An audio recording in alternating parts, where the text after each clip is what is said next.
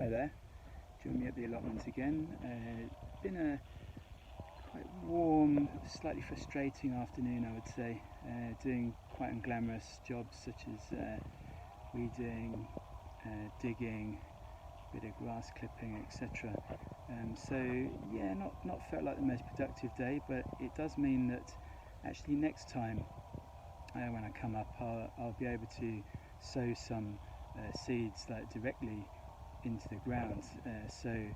Lots of interesting things got lined up, sort of celery, parsnips, we've got some beetroot, chard, etc. So all stuff that you sow straight into the ground. So it's just been preparing that today.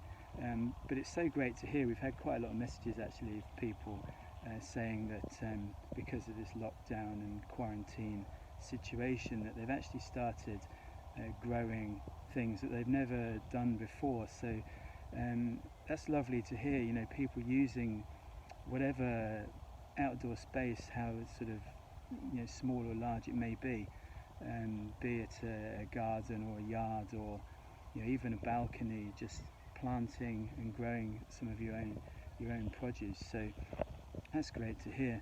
But of course I'm here for the allotment dram, so I've today selected the Jack Daniels rye. So obviously Jack Daniels, very famous brand. Don't really need to tell anyone much about Jack Daniels, but the rye they actually released probably a couple of years ago now, and you know, to be legally called a rye whiskey, you have to have within the mash bill. That the mash bill is the sort of the combination of different grains that people put together. So within their mash bill, to be called a rye whiskey, it has to be a minimum of 51% rye, and then the other 49% can be made up of other grains, normally wheat, barley, or corn, as in sort of maize, sweet corn. So in the case of this Jack Daniels rye, it's actually 70% rye and then 30% of other grains. So, you know, quite relatively high. You know, there's very few that are 100%, because rye tends, if you think of a rye loaf, for example, you know, it is quite spicy, and it goes in quite a different direction to a sort of regular loaf of bread that you might get. So let's have a try. Here it is, lovely sort of golden yellow, quite bright, vibrant, very clean.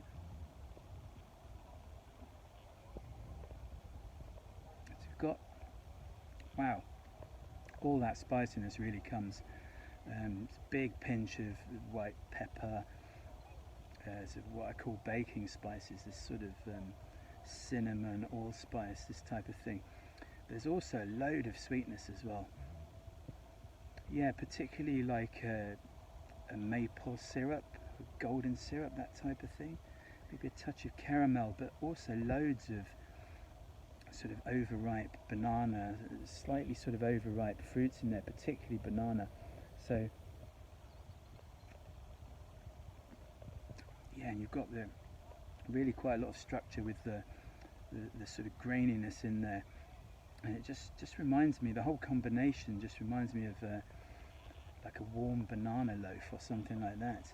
It's really quite interesting. It'd be nice actually on a warm day like today to, you know, maybe get a couple of ice cubes and just tip it over that, and, you know, be really quite refreshing. And yeah, absolutely fascinating whiskey. So anyway, that's pretty much it for today. I'm about to head home. I've got 2 miles to walk home.